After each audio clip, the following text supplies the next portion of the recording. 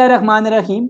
सबसे पहले इसके अंदर जो है वो इंग्लिश का सेक्शन है। कह रहे choose the correct analogy referring to the given example. So analogies आपका जो एनडीयू का टेस्ट है उसका बड़ा क्रूशल पार्ट है। 15 क्वेश्चंस होते हैं आपके पास इंग्लिश के सेक्शन में। एटलीस्ट उसमें 3 to 4 जो है या 2 to 3 जो है एट मिनिमम वो एनोलॉजीज इंक्लूड होती हैं। याद रखिएगा it's a CBD computer based है जो randomly question pool of question में से जनरेट होकर आ रहे होते हैं। ठीक है। सो क्वेश्चन नंबर 1 है choose the correct analogy referring to the given example coffee mug. अब कॉफी को ड्रिंक किया जाता है या पोर किया जाता है into mug, right.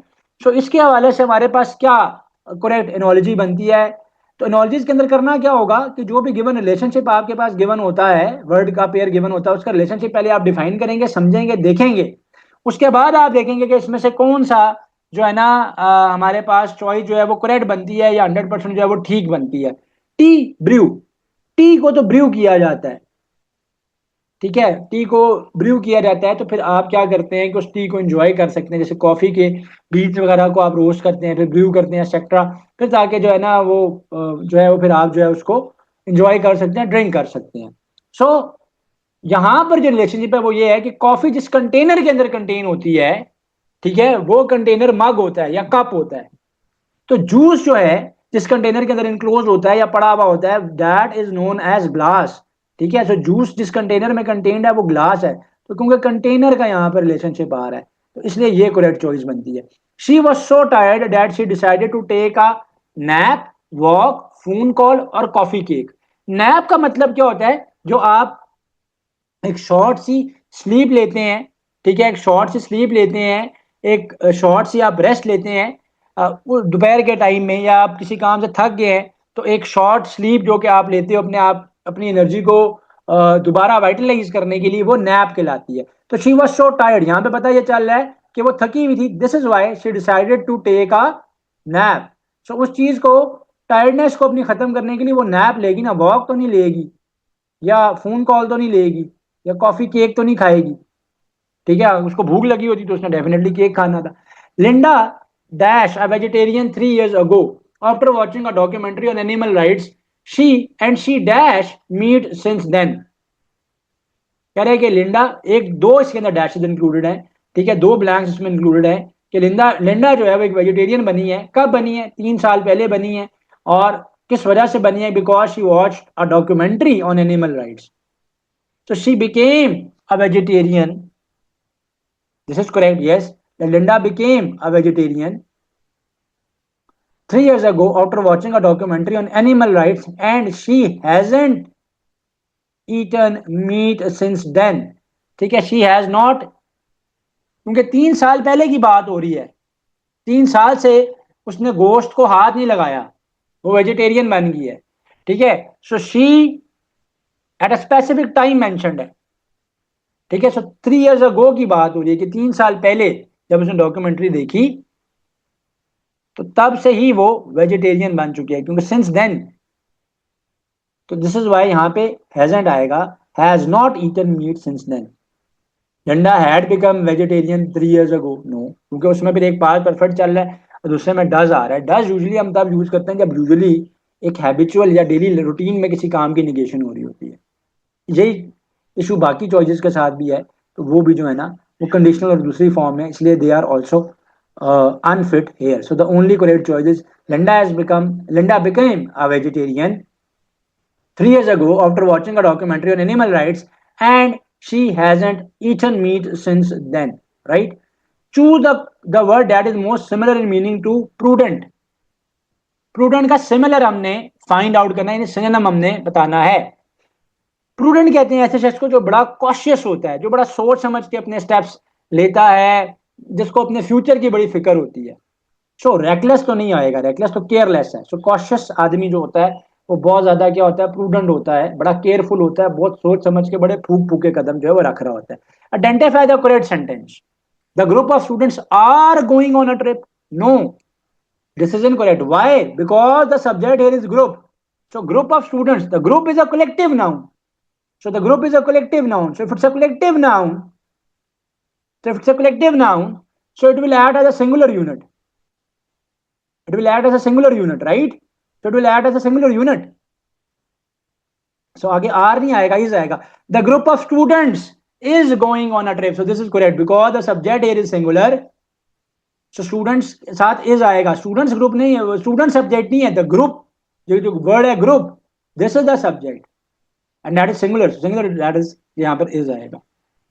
Which word is closest in meaning to pensive? So pensive means involved in deep thoughts, बड़ी कुछ सीरियस किस्म के सोचों में गुम होना, बड़े सीरियस थॉट्स में गुम होना। So उसको कहते हैं pensive mood, a very thoughtful mood, right? A very thoughtful mood. So मेरी एडवाइस ये होगी आप सबको कि जो मैंने आपको 100 most repeated word meanings solve करवाए हैं, यूट्यूब चैनल के ऊपर अवेलेबल हैं, जो भी रिसेंट एग्जाम्स में है उसको आप कवर करें, क्योंकि आज फर्स्ट डे था एनडीयू के टेस्ट का। एंड उसमें जो स्टूडेंट्स अपेयर हुए हैं उनमें से स्टूडेंट ने बताया है कि कुछ सिनोनिम लिस्ट में से एटलीस्ट जो वोकैबुलरी का सेक्शन था एटलीस्ट उसमें उनको बहुत ज्यादा जो है वो हेल्प मिली है, और 3 से 4 वर्ड तो वो ये कह रहा था कि जो सिनोनिम एंटोनिम्स के थे वो एज इट इज जो है वो बीच में पेपर में आए हुए थे। तो आज कुछ स्टूडेंट्स हमारे अपेयर हुए हैं, आज फर्स्ट डे था एनडीयू के अंडर ग्रेड टेस्ट का, आज से स्टार्ट हुआ है 13 जुलाई 2026 से, जो फॉल 2026 की इनटेक है उसके, तो उसमें वो बड़ी फायदामंद है, तो उसको लाजमी आपने कवर अप करना है। He is working hard लेस्ट he should fail. अब लेस्ट हम कहां पर यूज करते हैं, ठीक है, लेस्ट हम कहां पर यूज करते हैं, जहां पे हम कंडीशन बता रहे होते हैं, ये काम करो वरना ये हो जाएगा। अगर तुम इस चीज को अवॉइड करना चाहते हो, यानी फेल होने से बचना चाहते हो, जैसे यहां पर है कि वो क्यों हार्ड वर्क कर रहा है, कि वो फेल होने से बचना चाहता है, he is working hard लेस्ट he should fail, so he avoids, क्योंकि उसको डर लग रहा है फेल ना हो जाए कहीं, so he's trying to avoid the risk of getting failed, right? So the word lest here means for the fear of, ठीक है, तो यहां पर क्या आ जाएगा, for fear of। Find the correctly spelled word occurrence, occurrence में सी जो है वो डबल होता है, आर भी डबल होता है, ACCU RRENCE, अकरेंस, अकरेंस यानी किसी चीज का होना। द एंटोनिम ऑफ नीव और नाइव, दोनों प्रोनाउंसिएशन इसकी करेक्ट है डिपेंडिंग अपॉन कि आप किस एक्शन पे चलते हैं। Naive means somebody who is immature, ठीक है, जिसके पास एक्सपीरियंस नहीं है, नया नया आया है, न्यूबी है, ठीक है। So somebody who is inexperienced, who is a newbie, who is amateur, ठीक है। तो इसका एंटोनिम बताना है, गौर कीजिएगा, इसका एंटोनिम बताना है। सो एंटोनिम इसका क्या हो जाएगा, sophisticated, because somebody who is well experienced in some matter और हैज सम विजडम और जजमेंट, उसको हम कहते हैं सोफिस्टिकेटेड। अच्छा, which part of the speech is underlined word, she quickly finished her assignment, मैंने इसको टैलिक कर दिया, quickly finished her assignment, she quickly finished her assignment. Quickly mean उसने जल्दी से अपना काम कर लिया है। सो वर्ब यहां पर क्या है, वर्ब यहां पर फिनिश्ड है, सो वर्ब को क्वालिफाई करवा रहा है, वर्ब को मॉडिफाई करवा रहा है। जब वर्ब वर्ब को मॉडिफाई करवाता है जो, वो एडवर्ब कहलाता है। एडजेक्टिव तो नाउन वो करवाता है ना, और नाउन तो is the name of a person, place, thing और अ सिचुएशन, वो तो नहीं है। वर्ब काम का होना है, तो ये एडवर्ब है, दिस इज एन एडवर्ब।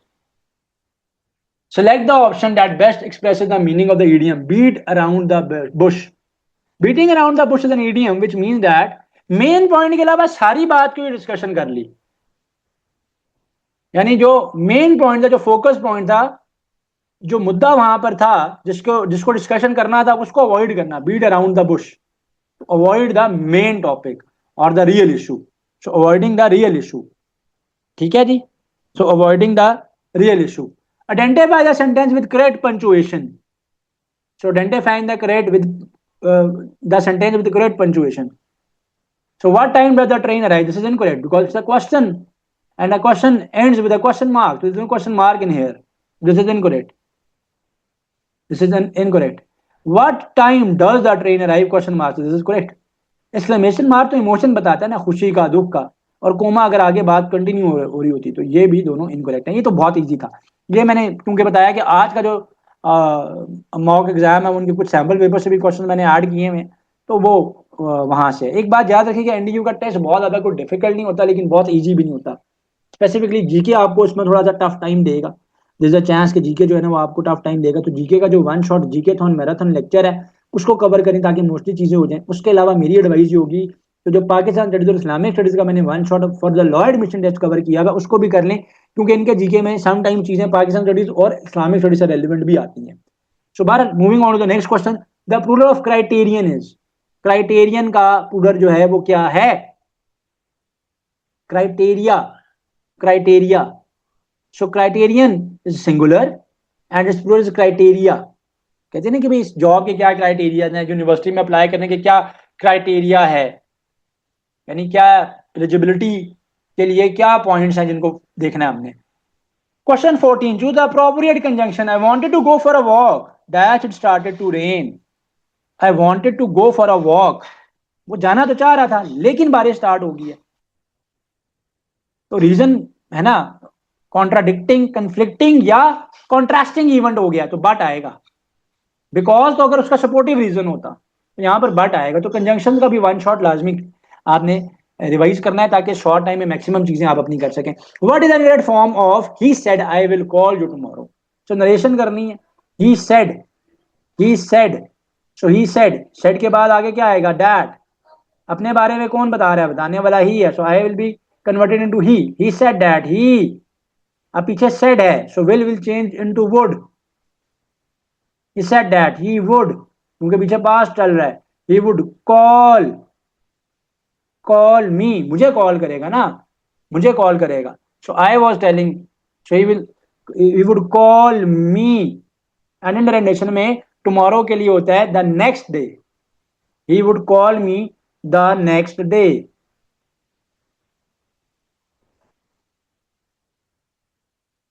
ठीक है, तो yesterday के लिए क्या होता है? द प्रीवियस डे भी यूज होता है, द डे बिफोर भी यूज होता है। सो बहरहाल the right choice here is option B, he said that he would call me the next day.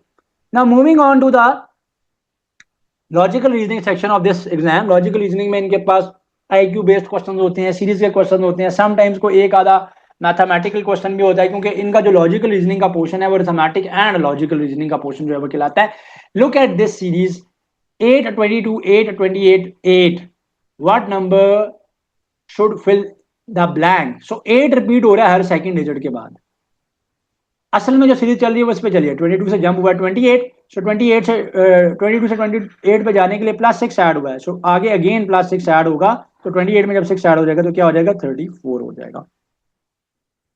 सो अगर मैं इसको आगे कंटिन्यू करूं तो 8 के बाद 34, फिर 8 आएगा, फिर 34 में 8 ऐड होगा, तो वो क्या हो जाएगा? 42, सो ऑन सो फोर्थ। जो सीरीज चलती रहेगी।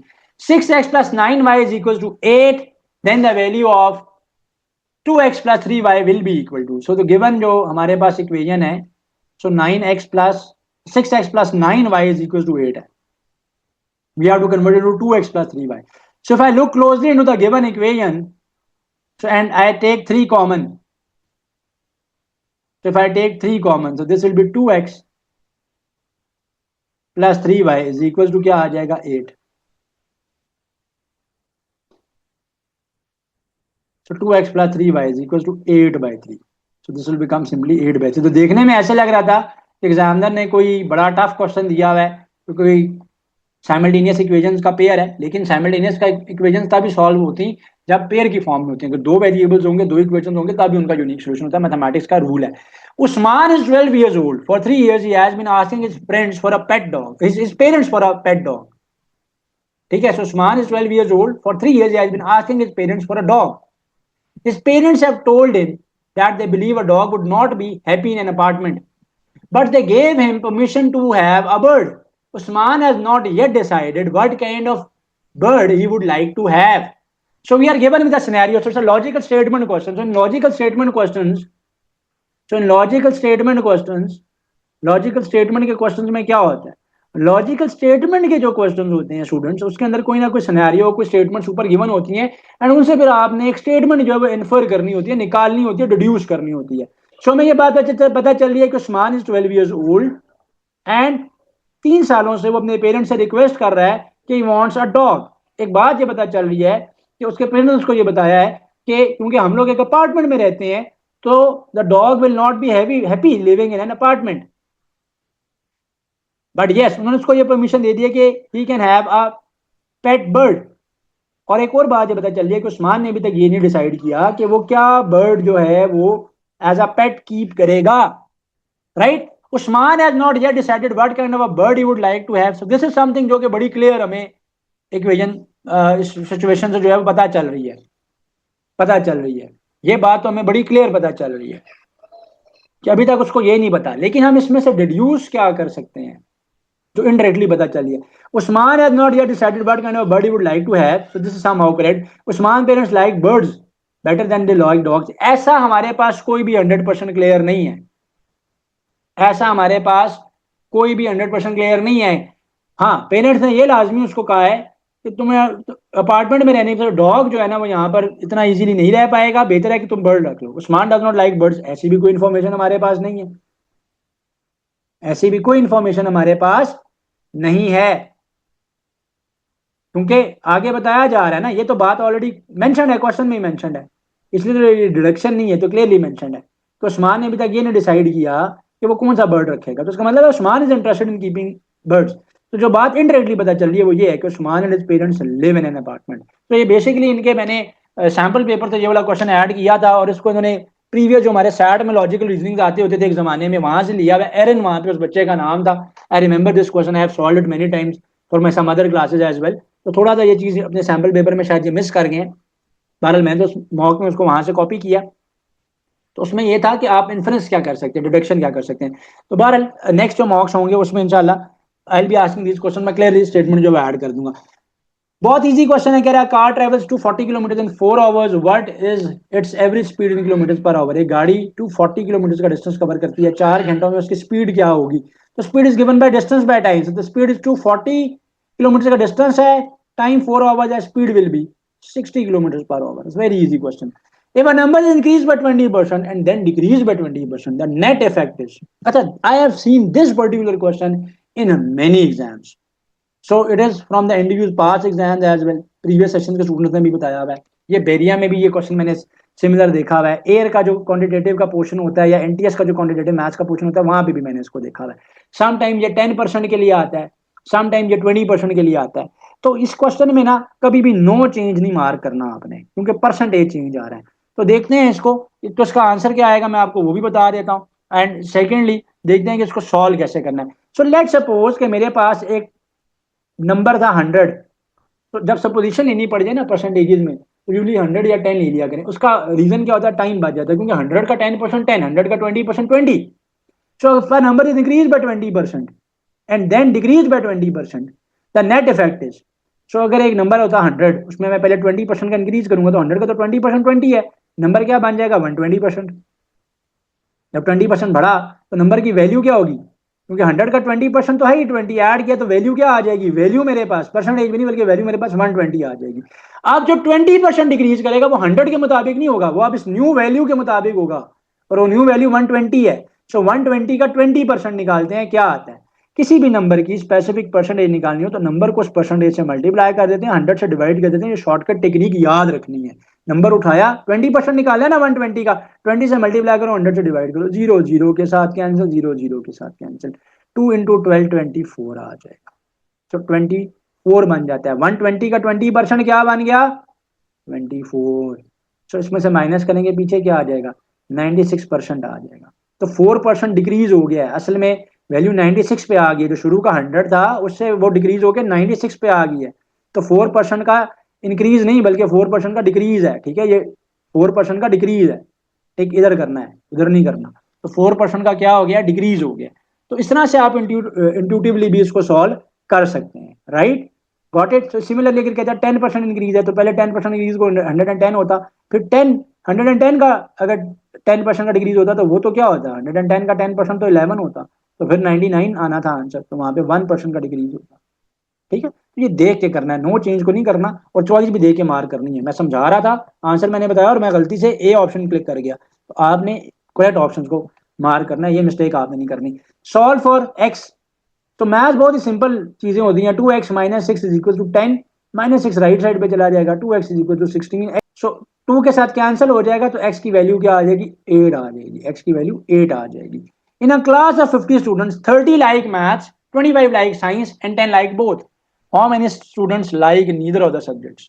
सो there is a classroom, so where there are 50 students in total, so there are 50 students in total, and 30 of them they like maths, 25 like science, and 10 like both, and 10 of them like both.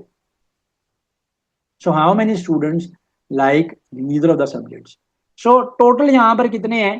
Total जो student जो like करते हैं subjects को वो कितने हैं? Total students, let's suppose क्या कहेंगे उसको, liking the subjects, liking the subjects. So 30 को मैथ्स पसंद है, 25 को साइंस पसंद है, और इन 10 ऐसे हैं जिनको बहुत पसंद है, जिनको दोनों पसंद है वो ऑलरेडी मैथ और साइंस में इंक्लूडेड है ना, तो इसलिए इसको यहाँ से माइनस कर लेंगे क्योंकि वो ऑलरेडी इंक्लूड हो चुके हैं. तो पीछे कितने स्टूडेंट्स रह गए कि जिनको दोनों भी पसंद है, जिनको सिर्फ साइंस या सिर्फ मैथ्स पसंद है. तो ये पीछे क्या आ जाएगा? 45. माइनस क्यों किया है? क्योंकि जिनको बहुत पसंद है वो ऑलरेडी इसमें इंक्लूड हो चुके हैं ना, वो इसमें इंक्लूड हो चुके हैं. तो 45 आ जाएगा. टोटल स्टूडेंट है 50. 45 ऐसे जिनको कोई ना कोई या दोनों सब्जेक्ट्स पसंद है, तो पीछे वो आ जाएंगे जिनको कोई भी सब्जेक्ट पसंद नहीं है. 5 है यानी जो पढ़ाई से भागते हैं. What is 20% of 200 divided by 10? पहले तो 200 का 20% निकालें, फिर उसको डिवाइड बाय 10 कर दें, you will get the answer. तो किसी भी नंबर का स्पेसिफिक परसेंटेज निकालनी है तो नंबर को उस परसेंटेज से मल्टीप्लाई करें, 100 से क्या करते हैं डिवाइड, 0 0 के साथ कैंसिल, 0 0 के साथ कैंसिल, 25 इंटू 2 50 आ जाएगा, और 50 25% ऑफ 200 निकाल लिया, वो 50 आया, उसको आप डिवाइड बाय 10 कर दें, आंसर क्या आ जाएगा? 5 आ जाएगा. The average of 5 numbers is 12. If 4 of them are 10 14 8 and 16, what is the fifth number? ठीक है, 5 नंबर्स की जो एवरेज है, 5 नंबर्स की जो एवरेज है वो है 12. If 4 of them are 10 14 8 and 16, what is the fifth number? तो फिफ्थ नंबर जो है वो क्या होगा? इसमें से फिफ्थ नंबर जो है वो क्या होगा? सो एवरेज कैसे निकालते हैं? एवरेज निकालने का क्या फॉर्मूला है? एवरेज निकालने का फॉर्मूला है total sum of the number, जितने नंबर्स हैं उनको सम करते हैं, जितने नंबर ऑफ नंबर्स हैं उस पर सिंपली क्या कर लेते हैं, उस पर हम सिंपली क्या कर लेते हैं, डिवाइड कर लेते हैं. सो हमने क्या निकालना है? हमने वो फिफ्थ नंबर निकालना है, हमें फिफ्थ नंबर निकालने का कहा गया है. So let's plug it inside the formula, right ji.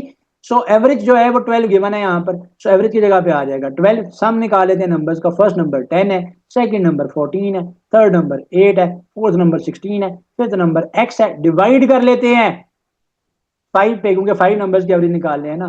Cross multiply करेंगे, 5 12 60, ये क्या हो जाएगा? 10 और 14 that is 24, 24 and 8 that is 32, 32 and 16 that is 32 and 16 that is 48. तो 48 60 में से 48 को क्या कर लेंगे? माइनस कर लेंगे, तो x की वैल्यू क्या आ जाएगी? 12 आ जाएगी. सो अगर वो लास्ट टेस्ट में 12 का स्कोर करता है तो ओवरऑल एवरेज उसकी 12 हो जाएगी. ठीक है, सो ओवरऑल एवरेज भी उसकी क्या हो जाएगी? 12 हो जाएगी. अच्छा जी, if pencil is written as LICNEP, how is paper written? So पहले तो कंपैरिजन कर लेते हैं ना कि कोडिंग करते हुए किस किस को कहाँ कहाँ से स्वैप किया गया. सो PENCIL पेंसिल है, इसका कोड क्या बन रहा है? उसका कोड बन रहा है LICNEP. सो बेसिकली उसने क्या किया है, कोड करते हुए उसको मिरर कर दिया है, ऑपोजिट से लिखा है. एल पहले आ गया, फिर उसके बाद आया आ गया, लास्ट से लिखा है. तो पेपर को जब हम लास्ट से लिखेंगे तो क्या बनेगा? लास्ट लिखेंगे आर पहले, फिर ई बाद में, फिर ये वाला पी आ गया, फिर ये वाला ए आ गया, और फिर ये आ गया. REPAP, REPAP. So code A is correct. Moving on to the next one. A man is facing north. He turns 90 degrees clockwise, then 180 degrees anti-clockwise. In which direction is he facing now? So जब भी आपके पास direction से question आए, मैंने complete इसका IQ का एक lecture upload किया है डायरेक्शन को कैसे सॉल्व करते हैं. सो एक आदमी फेस की तरफ नॉर्थ की तरफ जो है वो फेस कर रहा है, 90 डिग्री का उसने टर्न लिया क्लॉकवाइज, फिर 180 डिग्री का एंटी क्लॉकवाइज किस डायरेक्शन में हुआ है. तो सबसे पहले तो फ्रेम ऑफ रेफरेंस ड्रॉ किया जाता है. फ्रेम ऑफ रेफरेंस ड्रॉ करने के लिए क्रॉस आपके टॉप पे हमेशा नॉर्थ होगा और आपके राइट हैंड पे हमेशा ईस्ट होगा. सो टॉप पे नॉर्थ लेना है, just like I am writing on the smart board. So what I am doing here is, so I am writing N at the top and E at the right hand side. So N at the top, N at the top and E at the right hand side. So N is at the top and E is at the right hand side. So E के opposite W यानी waste हो जाएगा और north के opposite south हो जाता है. So direction बना ली, ऐसे हमेशा फ्रेम ऑफ रेफरेंस बनाना है आपने पेपर में, जो रफ वर्क करने के लिए आपको पेपर दिया जाएगा. अब दो के बीच में ना 90 डिग्री का डिफरेंस होता है कंजक्टिव के बीच में. सो पहले वो क्लॉकवाइज गया है नॉर्थ से से 90 डिग्री क्लॉकवाइज, तो क्लॉकवाइज तो यूं है, यूं गया. जब नॉर्थ से वो गया 90 डिग्री क्लॉक वाइज, तो ईस्ट में हो गया। अब एंटी क्लॉक वाइज गया 180 डिग्री, तो एंटी क्लॉक वाइज 180 डिग्री, पहले 90 और फिर 90 ये। सो ईस्ट का एंटी क्लॉक वाइज बिल्कुल 180 डिग्री, उसके एंटी क्लॉक वाइज बिल्कुल उसके ऑपोजिट हो जाएगा, तो ईस्ट का ऑपोजिट क्या होता है, वेस्ट, सो वेस्ट आ जाएगा। Find the missing number, again series आ गई 3 6 12 24 96। तो अगर गौर करें ना आप, तो हर नंबर डबल हो रहा है। 3 2 से मल्टीप्लाई होगा 6 हो गया, 6 2 से मल्टीप्लाई होगा 12 हो गया, 12 2 से मल्टीप्लाई होगा 24 हो गया, 24 फिर आगे 2 से मल्टीप्लाई हो जाएगा 48, फिर 48 2 से होगा तो 96 आ रहा है ना। तो ये इजी था। If 10 workers complete a task in 15 days, how many days will 15 workers take to complete that same task? 10 days लगेंगे भाई। मैंने कैसे इतनी जल्दी अपने माइंड में इसको सॉल्व कर लिया, आइए मैं आपको भी टेक्निक बताता हूँ, इजी वे बताता हूँ। जब भी किसी भी टेस्ट में ऐसा क्वेश्चन आए कि इतने लोग इतने दिनों में काम करते हैं, अब इतने लोग हैं तो कितना टाइम लगेगा, या इतने दिनों में अगर हम काम खत्म कराना चाहते हैं तो क्या होगा, उसके लिए क्या करेंगे, उसके लिए टेक्निक क्या है। उसके लिए टेक्निक ये है कि हमेशा गिवन डेटा को मल्टीप्लाई कर लें, जो वैल्यू पूछी गई है उसका जो डेटा गिवन है उससे आप डिवाइड कर लें। जो भी अननोन आपने निकालना है, मैन निकालने हैं, डेज निकालना है, कोई भी ऐसी चीज निकालनी है, इनवर्स प्रोपोर्शन के क्वेश्चन में आपके पास आंसर आ जाता है। Technique is but only employ this technique for the inverse relationship question. और ये इनवर्स रिलेशनशिप का क्वेश्चन ही है। इनवर्स में क्या होता है, क्वांटिटी को बढ़ाते हैं, दूसरी डिक्रीज हो जाती है। तो एक तरफ वर्कर्स हैं, दूसरी तरफ डेज हैं। अगर आप वर्कर्स को इंक्रीज करोगे तो नंबर ऑफ डेज क्या हो जाएंगे, रिड्यूस हो जाएंगे। तो गिवन डेटा क्या है, 10 वर्कर्स हैं, डेज उनके क्या है 15, मल्टीप्लाई कर दें। पूछ रहा क्या है, 15 वर्कर कितने दिनों में काम करेंगे। सो आज डेटा की वैल्यू 15 गिवन है, अननोन हमने क्या निकालना है कि हाउ मेनी डेज लगेंगे। सो डेज इस केस में अननोन हो जाएगा। सो 15 से कैंसिल, तो 10 डेज। तो मैंने इसलिए पहले ही आंसर मार कर लिया था। तो ये शॉर्टकट टेक्निक है। ऐसे क्वेश्चन को देख के बहुत सारे स्टूडेंट्स को कंफ्यूजन रहती है, लेकिन स्ट्रेट फॉरवर्ड रखेंगे, इजी रहेगा। Which number does not belong to the series 2 5 10 17 26 37 और 51? कौन सा नंबर इस सीरीज से बिलोंग नहीं करता है, कौन सा नंबर इस सीरीज से बिलोंग नहीं करता है। सो 2, ठीक है, तो पहले देखते हैं हो क्या रहा है। तो पहले 2 है, फिर 5 है, ठीक है, फिर क्या है, फिर 10 है, फिर 17 है, फिर 26 है, फिर 37 है, फिर 51 है। 2 से 5 पे जाने के लिए क्या ऐड हुआ है, 3। 5 से 10 पे जाने के लिए क्या ऐड हुआ है, 5। 10 से 17 पे जाने के लिए क्या ऐड हुआ है, 7। 17 से 26 पे जाने के लिए क्या ऐड हुआ है, 9। 26 से 37 पे जाने के लिए क्या ऐड हुआ है, 11। तो पता ये चला कि हर नंबर में नेक्स्ट ऑड नंबर ऐड हो रहा है। सो 11 के बाद नेक्स्ट ऑड नंबर क्या होगा, 13 होगा ना। तो 37 में जब 13 ऐड होगा तो आगे उसके मुताबिक 50 बनता है, 51 नहीं बनता। तो 51 ऑड है, वो नंबर इस सीरीज से बिलोंग नहीं करता। ये सीरीज यूं चल रही है। What is the next letter in the series, very easy. ABC write down करें, गैप्स देखेंगे क्या हो रहे हैं। तो A B C D E F G H I J K L M N, जहां तक एंड हो रहा है ना वहां तक बस थोड़े से दो चार आगे लिख के रुक जाए। सो ए के बाद ये डायरेक्टली सी पे गया है, सो बी को स्किप किया, यानी एक अल्फाबेट, एक लेटर जो है वो स्किप है। सी के बाद ये डायरेक्ट एफ पे चला गया, यानी सी तो है, सी के बाद फिर 2 को स्किप किया गया। एफ के बाद इसने सीरीज में मेंशन किया जे, यानी 2 के बाद अब 3 को स्किप किया गया, 3 को स्किप किया गया। इट मीन जे के बाद आगे 4 को स्किप किया जाएगा। 1 2 3 4 स्किप हो जाएंगे। के एल एम एन के बाद आगे क्या आएगा, ओ आ जाएगा, ओ आ जाएगा। So this was the arithmetic logic section. ठीक है, अब आते हैं आईक्यू के सेक्शन के ऊपर। अच्छा, इनका ना जो अरिथमेटिक लॉजिक का सेक्शन होता है उसके अंदर भी आईक्यू बेस्ड कुछ क्वेश्चन थे, जैसे मैंने ऊपर करवाए, बिल्कुल इनका पैटर्न इसी तरीके से यहाँ पर भी देखते हैं। Word will come next in the sequence of the number of series 2 8 10 26, सब में 8 ऐड हो रहा है, बड़ी क्लियर है, नजर आ रहा है। 2 में 8 ऐड हुआ तो 10, 8 में 10 में 8 ऐड हुआ तो 18, 18 में फिर 8 ऐड हुआ तो 26, और 26 में 8 ऐड होगा तो अगली टर्म आ जाएगी ना। तो 26 में जब 8 ऐड होगा 34 आ जाएगा। Book is to reading, analogy आ गई। बुक इज टू रीडिंग, जो मैंने स्टार्ट में कहा था ना 2 to 3 या 3 to 4 एनोलॉजीज होती हैं, पूरे पेपर में होती हैं। तो book is to reading, fork is to, book को क्या करते हैं, रीड करते हैं। फॉक से क्या करते हैं, फॉक से क्या करते हैं, ड्राइंग करते हैं, नहीं राइटिंग नहीं करते। स्टिल तो स्पून से करते हैं ना, ईट करते हैं ना, ईटिंग, ईटिंग। सो क्वेश्चन 32 में क्या आना चाहिए, ईटिंग। बुक का प्राइमरी फंक्शन क्या है कि उसको रीड किया जाता है। फॉक का प्राइमरी फंक्शन क्या है कि उसे खाना खाया जाता है। Which of the following can be arranged to a 5 letter English word, इसमें से किसको हम अरेंज कर सकते हैं to a 5 letter English word. HRGST, कोई वर्ड बनता नजर नहीं आ रहा मुझे, इससे बन रहा है, इससे एक वर्ड तो ये बनता है रेल्स, RIA नहीं बल्कि RAILS होता है, RAILS रेल्स, ये बनता है। लायर्स भी तो बन सकता है, LIARS, ये भी नहीं बन रहा, ये भी नहीं बन रहा। Which shape is the odd one out? Square, circle, cube, pentagon. Pentagon 2D shape है, किसी भी 5 साइडेड फिगर को पेंटागन कहते हैं। ऐसा पॉलीगॉन जिसकी 5 साइड होती हैं वो पेंटागन कहलाता है। स्क्वायर की 4 साइड होती हैं, सर्कल की कोई साइड नहीं होती। अब देखने में तो ऐसा लग रहा है इसकी भी साइड है, इसकी भी साइड है, इसकी भी साइड होंगी, सर्कल की कोई साइड नहीं है, नहीं ऐसा नहीं है। ज्यादा जो बेहतर बन रहा है ना वो ये है कि ये सारी 2D शेप्स हैं, प्लेनर शेप्स हैं, 2D है, ये भी 2D शेप है, ये भी 2D शेप है। अगर गौर करें तो क्यूब जो है वो 3D शेप है, क्यूब जो है वो 3D शेप है। क्यूब कैसे बनाए, कैसे होगा, मैं ड्रॉ करता हूँ यहाँ पे। तो क्यूब यूं होता है, सो cube is a 3D shape, ये 3D शेप होती है, ठीक है। सो 3D शेप है ये, बाकी सारे 2D हैं। This is the right answer, this is the odd one out. If all zips are zaps and some zaps are zops, which statement must be true? अब सारे zips zaps हैं और कुछ zaps जो हैं वो zops हैं, ठीक है। कुछ zips जो हैं वो, सारी zips जो हैं वो zaps हैं, यानी zips जो हैं वो exactly equal to, zips are exactly equal to zaps।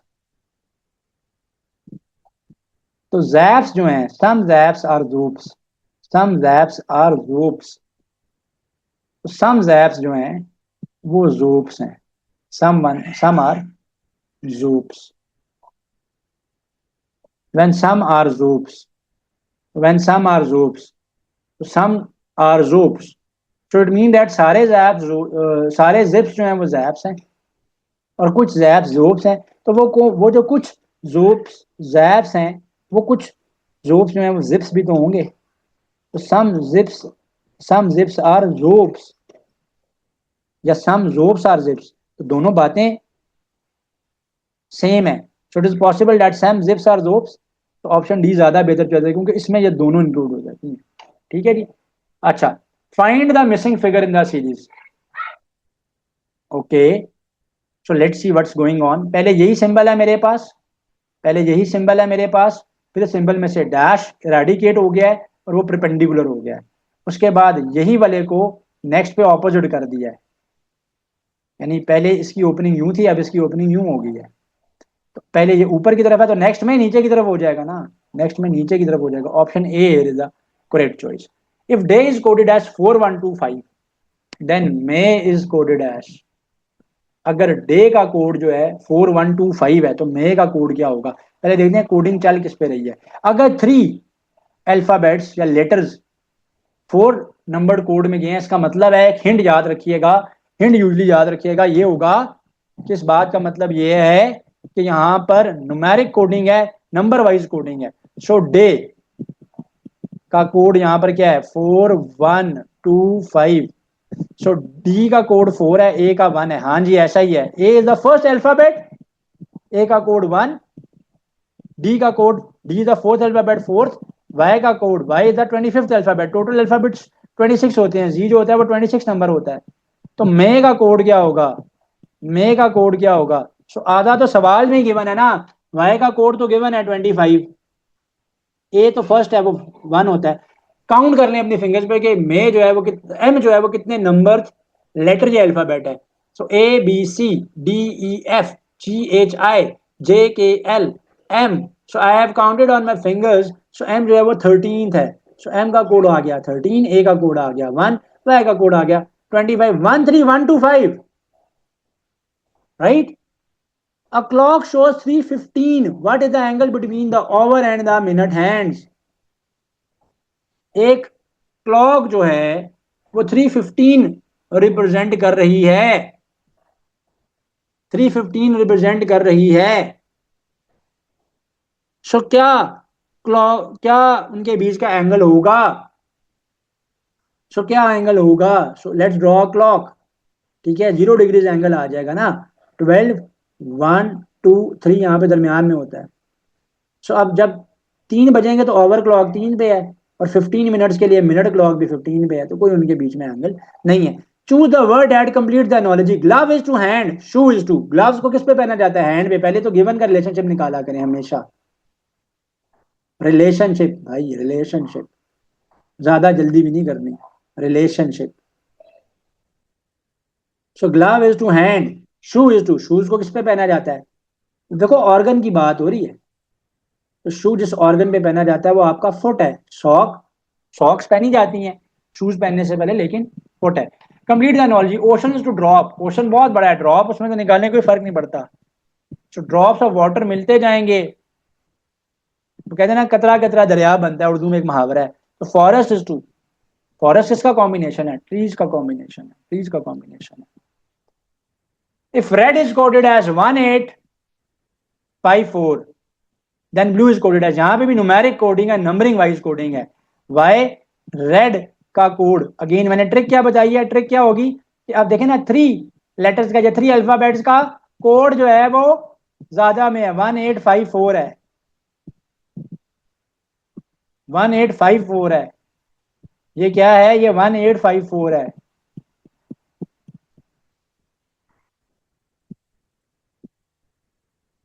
तो ये क्या है? ये 1854 है। तो ब्लू का कोड क्या होगा?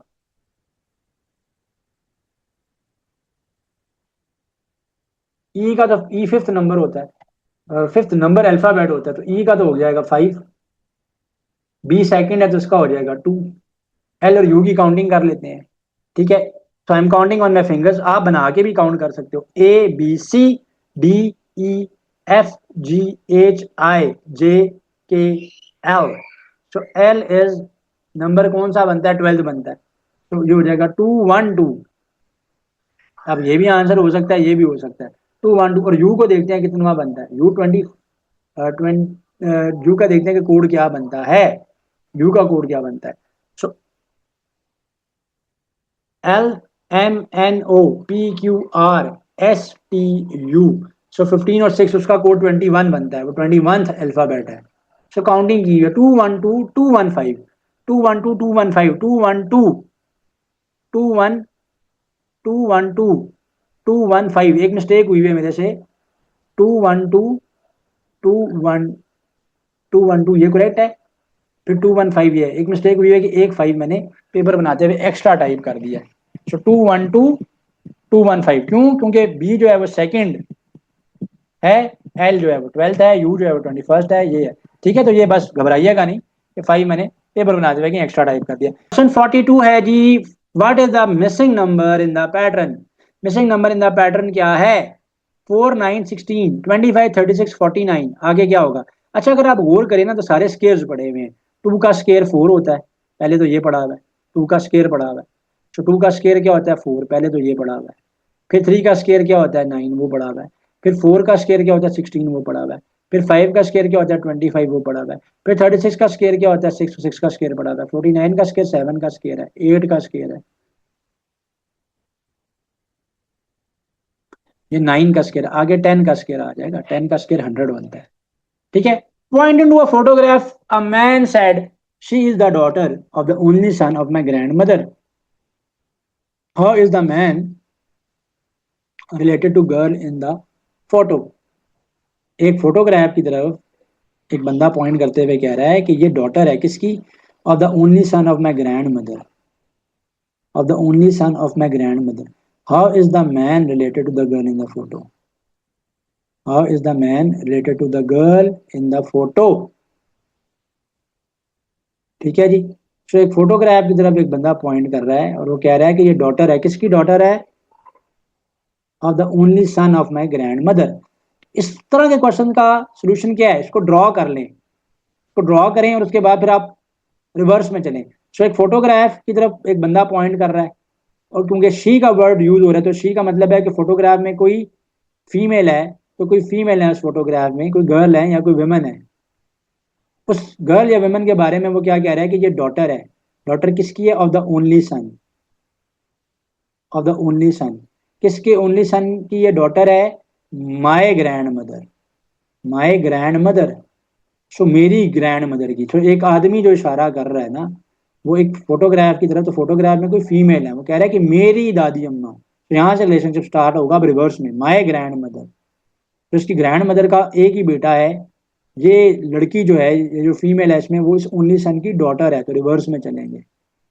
सो अगर एक आदमी की दादी अम्मा का एक ही बेटा है, तो अपने फादर की बात कर रहा है, और फादर की डॉटर इसकी क्या होंगी, सिस्टर होंगी, इसकी सिस्टर होंगी, तो ये आदमी उसका क्या लगा, ब्रदर लगा, इजी है। विच pattern does not follow the rule. अच्छा, मैंने तो खैर रूल को यहाँ पे मेंशन कर दिया आप लोगों को। So which pattern does not follow the rule. अब रूल को कौन सा पैटर्न फॉलो नहीं कर रहा। सो रूल मेंशन भी हो सकता है, समटाइम सीरीज भी हो सकती है। अगर सारे में ही सीरीज गिवन होंगी तो फिर रूल मेंशन होगा। रूल क्या कह रहा है, 3 ऐड करें और मल्टीप्लाई बाय 2 करें अल्टरनेटिवली। तो 3 ऐड करना है, उसके बाद 2 से क्या करना है, मल्टीप्लाई करना है। सो ये तो फॉलो कर रहा है, 2 में 3 ऐड हुआ 5 हो गया, फिर 2 से मल्टीप्लाई हुआ 10 हो गया, फिर दोबारा 3 ऐड हुआ, फिर 2 से मल्टीप्लाई हुआ, ये तो फॉलो कर रहा है। इसमें क्या हो रहा है, इसमें भी पहले 3 ऐड हुआ, फिर 2 से मल्टीप्लाई हुआ, फिर 3 ऐड हुआ, फिर 2 से मल्टीप्लाई हुआ, ये भी फॉलो कर रहा है। 3 में 3 ऐड हुआ 6 हुआ, 2 से मल्टीप्लाई होगा 12, ये भी फॉलो कर रहा है। उसका मतलब है ये फॉलो नहीं कर रहा होगा। ठीक है, तो इसमें 3 ऐड हुआ 7 हो गया, मल्टीप्लाई बाय 2 14 हो गया, फिर 3 ऐड हुआ, ठीक है, तो फिर मल्टीप्लाई बाय 2 हुआ, तो ये आ गया। वैसे तो ये सारे ही फॉलो कर रहे हैं, नहीं ये नहीं था फॉलो कर रहा, ये नहीं था फॉलो कर रहा। 3 में 3 ऐड हुआ 6 हो गया, 6 में 2 मल्टीप्लाई हुआ 12 हो गया, 12 में 3, नहीं ये सारे ही फॉलो करें। तो इसमें ऑप्शन ई डाल लीजिएगा, all are following. All are following, ये क्वेश्चन क्योंकि मैंने खुद सिमिलर बनाए थे ना इनके, उस पे यहाँ पे थोड़ा सा मैंने कर दिया। तो बहरहाल रूल जो है वो फॉलो करने हैं। सम टाइम सीरीज गिवन होगी, सीरीज ढूंढनी होगी, सम टाइम्स क्या होगा, ऐसे रूल मेंशन करके सीरीज देकर बताएगा कौन सी नहीं है। If yesterday was 2 days before Monday, तो गुजरा हुआ कल है वो मंडे से 2 दिन पहले था। सो आज का दिन है, तो मैं तो उसको कह दूंगा टुडे। गुजरा हुआ कल, if yesterday was 2 days before Monday, जो गुजरा हुआ कल था, यानी ये जो दिन था, यस्टरडे का जो दिन था, वो मंडे से 2 दिन पहले का है। Was 2 days before Monday. So 2 days before Monday. So 2 days before Monday क्या होता है, सैटरडे होता है। सो मंडे से पहले एक दिन संडे, और उससे पहले क्या होता है, सैटरडे। तो उसका मतलब है कल जो था वो सैटरडे था, कल जो था वो सैटरडे था, आज जो है वो संडे है। आने वाले कल पे फिर क्या होगा, मंडे होगा, क्योंकि पूछ रहा है ना टुमारो क्या होगा, तो टुमारो पे मंडे ही होगा। क्वेश्चन जहां पर कंप्लीट हो गए, तो 60 क्वेश्चन टोटल होते हैं आपके पैटर्न में। ठीक है, तो जीके के लिए जीके थॉन का लेक्चर का लिंक मैं टैग कर दूंगा, उसको आप लोग देख लीजिएगा। उसके अलावा मैं आपको सेंड कर दूंगा इंशाल्लाह। इसमें जो मेरे लैट के इस्लामिक स्टडीज और पाकिस्तान स्टडीज हैं, उन दोनों को भी लाजमी देख लीजिएगा, they will help you out. बाकी जीके फैक्चुअल नॉलेज है, कुछ भी कहीं से भी फिर भी आ सकता है। तो जीके मैं फिर कह रहा हूँ कि लास्ट मेरे सेशंस में जितने भी स्टूडेंट्स क्वालिफाई हुए या मेरे प्रेप सेशन में थे जो पेयर होते रहे, तो वो ये कहते थे कि सर जीके में ना फिर भी कुछ ऐसी चीजें थी जो आउट ऑफ द बॉक्स आ गई थी, यानी वो हमने कोर्स में कवर नहीं किया। अब जीके फैक्चुअल नॉलेज है, दुनिया में कुछ भी कहीं से, हिस्ट्री से भी, रिलीजन से भी, चीजों से पूछा जा सकता है। बहरहाल, in December 1971 general Yahya was removed from power after staying in power for dash months. So Ayub Khan ने याया खान को इकतदार सौंपा था, एंड याया खान जो थे वो ऑलमोस्ट 33 मंथ्स के लिए पावर में रहे थे।